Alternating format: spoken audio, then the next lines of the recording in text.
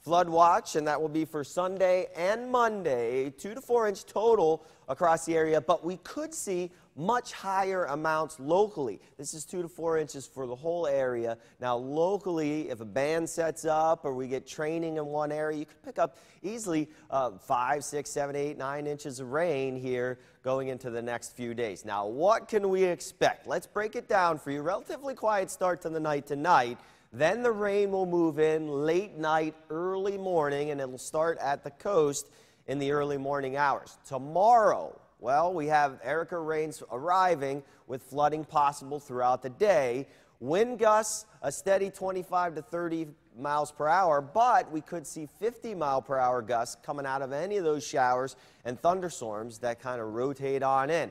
A very rough ocean out there, too, with waves ranging about 4 to 6 feet, and also extra high tides because we have that full moon tide. It's the highest tide of the month so far, so we could see some coastal flooding just from the ocean and not just from the rain out there. The high tide is in the morning hours, around 10 o'clock the next couple of days, and then 10 p.m. in the evening. Monday, what can we expect? More heavy downpours.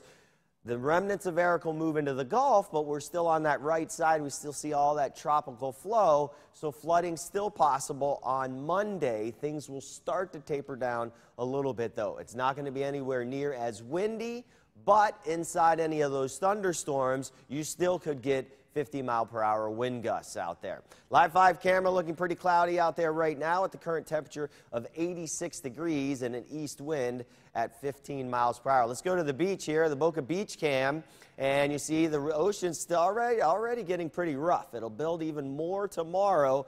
Again, that high tide will push you in a little bit higher than normal because you have the full moon and then also the little bit of a surge from what's left over of Erica and the winds pushing it on in. A lot of surfers out there. We've been waiting quite some time for any wave action, but be careful out there. Temperatures right now into the 80s. We do have some rain moving through the Treasure Coast at the moment. Gusty winds as this moves on through and a lot of lightning strikes with it. Palm Beach County, not much at the moment.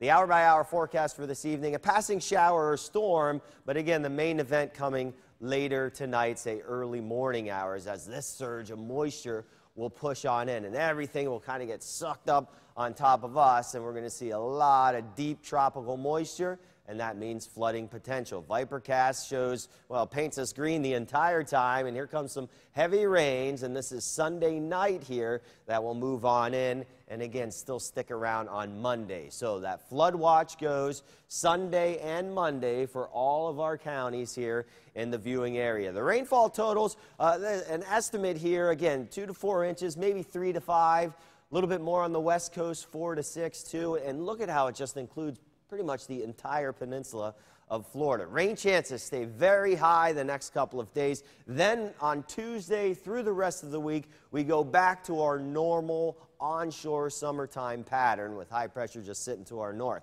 Here's all that moisture coming this way. Now, I didn't want to leave out, though, we got to look at the rest of the tropics. You know, usually it gets active this time of year. We have a tropical wave here. Probably nothing going to happen with that. But this one has a high probability of developing over the next couple of days, so we could be looking at our next tropical storm off the coast of Africa. Small craft advisory for the boaters, of course. Seas building 4 to 6 feet. The beach forecast rip current threat will be high, but surf will be up for the surfers, experienced people only. 7-day forecast, mid to upper 80s for highs the next couple of days, held down by the rain and the clouds. Then we break out of that. We go back to our normal pattern on Tuesday.